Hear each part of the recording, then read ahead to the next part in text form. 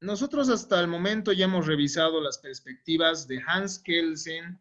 Hemos visto una perspectiva que considera simplemente a la responsabilidad una consecuencia jurídica. Estas eran las teorías unitarias. Y hemos empezado el análisis de las formas o de los intentos para reconstruir el concepto de responsabilidad eh, plurales, ¿no? Hemos empezado el análisis de estas perspectivas plurales al analizar a Herbert Hart. Herbert Hart, como hemos visto, nos dice que responsabilidad puede significar cuatro aspectos diferentes. Puede implicar un rol, puede implicar una relación de causalidad, puede implicar sancionabilidad, es decir, una consecuencia jurídica que se establezca, y puede significar también estado mental, ¿no? Uno es responsable de sus actos desde estas cuatro perspectivas. Hace un análisis entonces Hart desde una perspectiva analítica. Él nos dice que la responsabilidad puede tener diferentes significados. Hans Kelsen hemos visto que ve a la responsabilidad únicamente como una sanción. Y hemos visto una segunda perspectiva que nos dice, no, la responsabilidad simplemente es una consecuencia jurídica. Pero como hemos revisado también, se reprochan estas perspectivas porque tienen ciertas falencias. Es así que ingresamos a una perspectiva más, que es la perspectiva de Alf Ross, ¿no?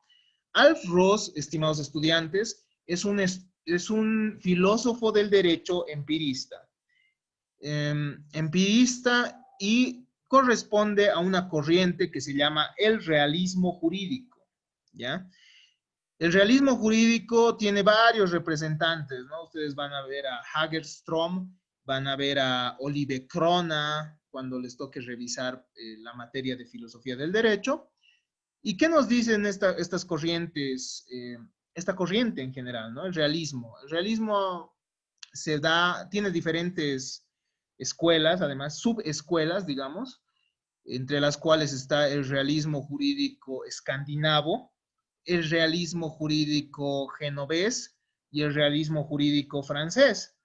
Alf Ross es representante y es un gran jurista, les recomiendo su lectura, un gran jurista del realismo jurídico escandinavo, ¿ya? ¿Qué es lo que nos dice, no? Vamos a analizar entonces a la responsabilidad como un concepto tutu. A ver, veremos las ideas que tenemos plasmadas en nuestro material. Lo que nos dice Alf Ross o lo que hace Alf Ross es realizar una búsqueda del concepto de responsabilidad a la luz de su teoría de los conceptos institucionales, orgánicos o sistemáticos, también llamados conceptos tutu, ¿ya? Alf Ross tiene un pequeño ensayo sobre una pequeña civilización y nos dice, ¿no? Que esta civilización tenía una palabra que ellos usaban, que es la palabra tutu. Y supongamos que nosotros somos esa civilización, ¿no? Y tenemos ciertas reglas, tenemos ciertas reglas. Imaginemos que para nosotros, nosotros tenemos ciertas reglas. Primera regla, si el estudiante se sale de clases, está tutu. Segunda regla, si el estudiante no hace sus tareas, está tutu. Tercera regla, si el estudiante, ¿qué podemos decir? No enciende su cámara, está tutu, ¿ya? Y en base a esto nosotros decimos, bueno, como está tutu, se le va a imponer un castigo, imaginemos, ¿no? Obviamente eso no está en nuestras reglas. Como está tutu, se le va a dar una pena, una sanción sí, una multa o algo así, ¿no? No multa, porque eso es pecuniario. Una sanción en la que se le rebaja 10 puntos. Hasta ahí vamos claros, ¿no? Supongamos entonces que Rosario apaga su cámara, entonces ella va a estar tutu y le rebajamos 10 puntos. Supongamos que Corina no presenta las tareas, va a estar tutu, por tanto, ella no va, bueno, va a ver también que se le van a rebajar 10 puntos. Supongamos que Amir irrumpe la otra regla y está tutu, por tanto se le rebajan 10 puntos. Si ustedes se dan cuenta, hay ciertas palabras que no tienen un significado propio. Y para Alf Ross, la responsabilidad sería esta, ¿no? ¿no? O sea, la responsabilidad sería una palabra sin significado propio, es decir, sin un sentido. Si se dan cuenta, decimos, ¿no? Amir, o bueno, nos imaginemos una persona. Corina ha chocado su auto, por tanto, está Tutu y ella tiene que reparar los daños que ha generado. Si se dan cuenta, es casi lo mismo. La responsabilidad no tiene un significado como tal. Eso es lo que nos dice Alf Ross. ¿Por qué? Los empiristas lo que tratan de decirnos es que necesariamente tiene que existir un sustento material, es decir, un sustento en la realidad, un sustento perceptible por nuestros sentidos para poder comprender cualquier concepto. Y en el derecho, lo que nos dicen los empiristas, o bueno, Alf Ross concretamente, en el derecho hay muchos términos que nosotros no podemos ver, no podemos escuchar, no podemos sentir con el tacto, no podemos oler y no podemos sentir con el gusto. Hasta ahí se entiende, ¿no? Se entiende. Por ejemplo, propiedad. ¿Ustedes ven la propiedad? Ustedes lo que ven es el objeto de la propiedad, ¿no? Yo tengo propiedad sobre este libro, por ejemplo, sobre este libro. Tengo propiedad sobre este libro, pero yo no veo la propiedad, yo veo el libro. Yo tengo derecho propietario sobre el libro, pero el derecho propietario como tal no lo veo. ¿Se entiende eso, no? Hay ciertos conceptos entonces en el derecho que asimila al Ross a esto. Él nos cuenta esa historia de esa comunidad, de esta sociedad, y nos dice que ellos manejan la palabra tutu, ¿no? Para relacionar ciertos hechos de la vida real y establecer las consecuencias de la persona que está tutu, como él dice, ¿no? Basado entonces él se va a basar en conceptos que no tienen referente empírico. Y en el derecho ustedes van a ver cuando analicen, hay varias palabras, varios términos, varios conceptos que no tienen un referente empírico. Es decir, ahorita vamos a ver algunos, ¿no? Este autor entonces trata conceptos como propiedad, lo que es el derecho. Deber jurídico. ¿Qué es el deber? ¿Ustedes ven el deber? Tú ves el deber, por ejemplo, Rosario, tú que eres contadora, ¿tú ves el deber? Los deberes que tiene alguien. No, directamente eso se puede ser verificado ya en la acción que realiza. Exacto, ¿no? Pero así como deber, creo que ya va más parte de uno mismo, de Exacto. interpretación. Entonces, hay ciertas palabras del deber, por ejemplo, no lo vemos, el deber de pagar impuestos, o sea, recién tenemos cuando ya lo estructuramos, cuando ya estructuramos la palabra deber de pagar impuestos, ya tenemos un referente empírico, ¿no? La persona que va a impuestos y les dice, quiero pagar el IT, quiero pagar el IUE, quiero pagar, qué sé yo, el impuesto de utilidades, ¿no? De las empresas, quiero pagar el IVA, bueno, no sé, ¿no? Bueno, el IVA no se paga, en realidad opera de otra forma. Pero bueno, el autor entonces nos dice hay ciertos conceptos como deber, como persona jurídica, denominados conceptos jurídicos fundamentales entre los que se encuentra la responsabilidad. Entonces hay conceptos, chicos, que son, ¿cómo diríamos? Que no existen como tal en la realidad. Por ejemplo, la persona jurídica, las asociaciones, las sociedades, nosotros no las vemos, ¿no?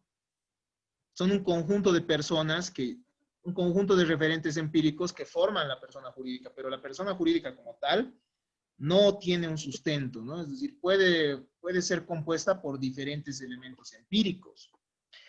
La finalidad de unificar y racionalizar la práctica jurídica y comprenderlo además como parte de la realidad. Esta es la finalidad entonces que tiene, ¿no? Él trata de buscar los referentes empíricos de estos términos para racionalizar la práctica jurídica, porque al final la práctica jurídica no puede desligarse, no puede olvidarse de la realidad, porque termina influenciando en la realidad.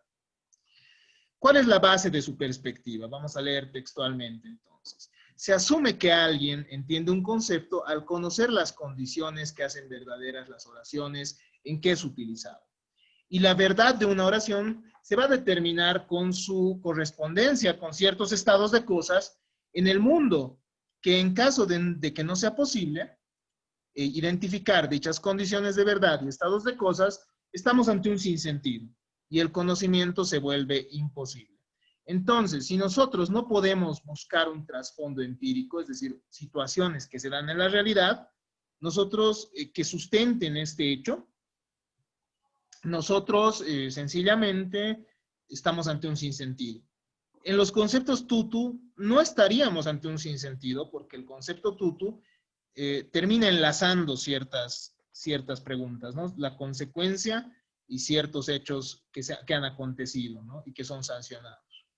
El problema surge entonces porque los conceptos jurídicos fundamentales como persona, propiedad, etcétera, no parecen referir a nada que existe en el mundo, ¿no? La persona colectiva, etcétera. Estos también son denominados conceptos lógicos, sistemáticos, bueno, estos van a ser analizados desde la perspectiva de conceptos lógicos, sistemáticos o tutu. Existen conceptos jurídicos, nos dice, que al no tener referencia, no tienen significado y que su rol en el pensamiento jurídico va a buscar sistematizar diversos tipos de hechos según lo establecen conjuntos de normas. Entonces, la finalidad de estos conceptos jurídicos, chicos, es sistematizar, colaborar en el sistema, ¿se entiende? Hay ciertos hechos de la vida real, efectivamente, que van a ser consecuencia del derecho y que van a ser regulados por el derecho, pero estos necesitan, para sistematizar el derecho, de ciertos conceptos que permitan enlazarlos, ¿no ve?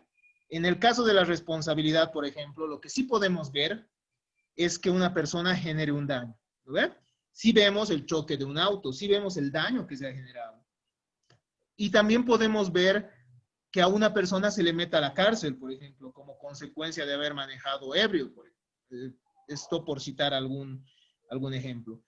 La finalidad de estos conceptos que no tienen un sentido propio es enlazar estos hechos de la vida real, estos hechos empíricos, y darle un cierto sentido lógico al derecho, en base a la realidad.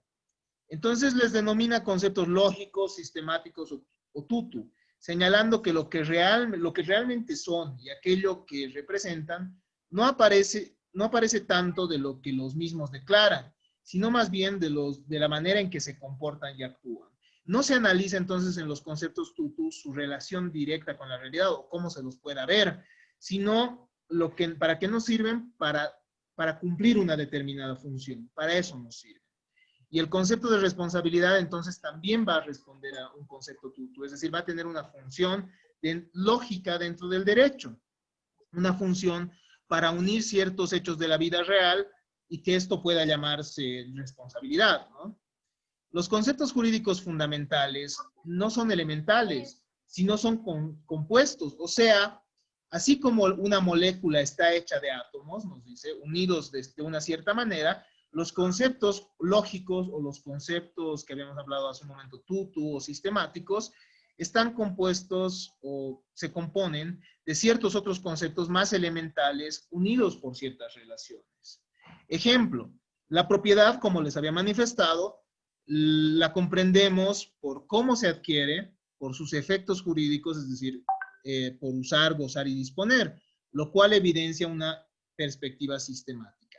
A ver, la propiedad nosotros no la vemos, no la podemos ver mediante nuestros sentidos, pero sí tiene una perspectiva sistemática porque está compuesta por diferentes elementos. En primer lugar, se puede evidenciar, por ejemplo, cómo se adquiere, ¿no? Se adquiere pagando un precio, por ejemplo, es una forma. Hay varias formas que van a ver en su momento, pero una de las formas de adquirir la propiedad es comprándola, ¿no? Mediante un contrato de compra-venta.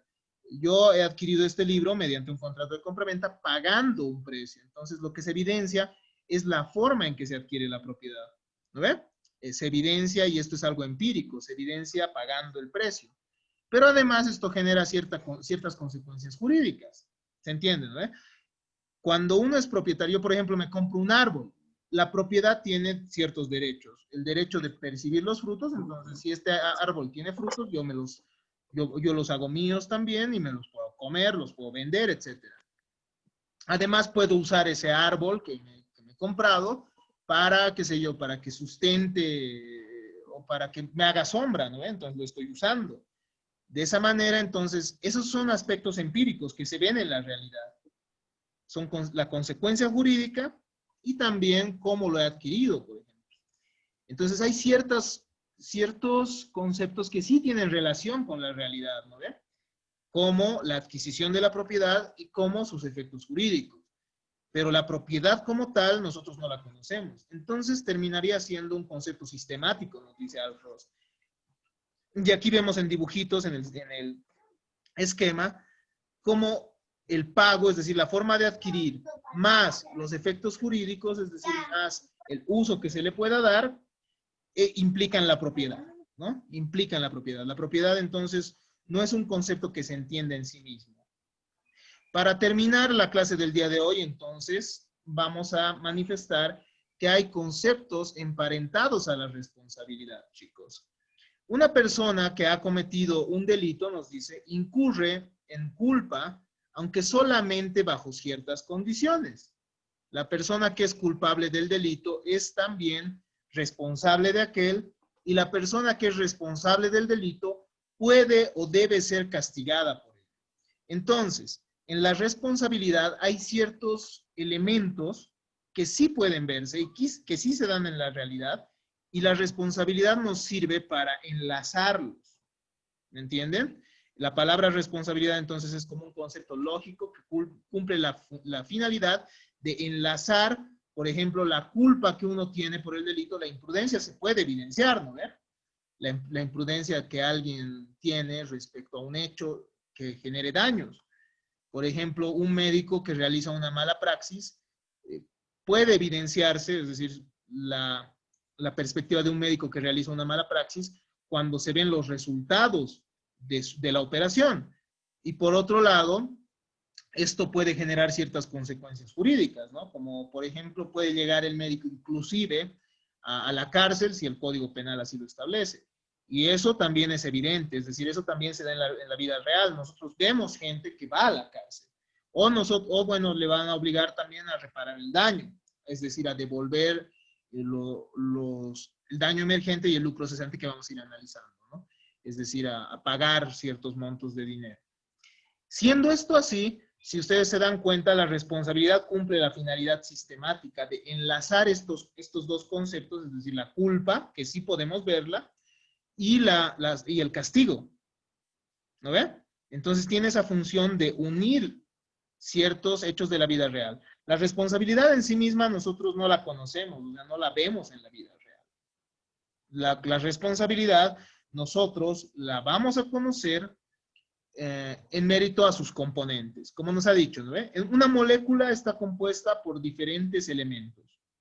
De igual manera, de diferentes elementos, pero la molécula en sí misma no es, ¿cómo diríamos?, un concepto propio, sino que va a ser un componente de esos elementos diferentes. De igual manera, la responsabilidad no tiene un significado propio, es decir, la responsabilidad no tiene un referente empírico único, es decir, no tiene un referente en la realidad que sea único, sino va a ser un conjunto de elementos que van a formarla. En este caso nos dice que la responsabilidad va a cumplir esa función de unir la culpa en la responsabilidad penal que nosotros conocemos y también en la responsabilidad civil subjetiva con el castigo, con la consecuencia jurídica. Entonces, la responsabilidad tiene una finalidad sistemática, una finalidad lógica y no necesariamente tiene un referente empírico, sino tiene varios que se juntan para hacernos entender qué es la responsabilidad. De esta manera, entonces, hemos concluido nuestra grabación del día de hoy y les voy a pasar el video dentro de un momento más.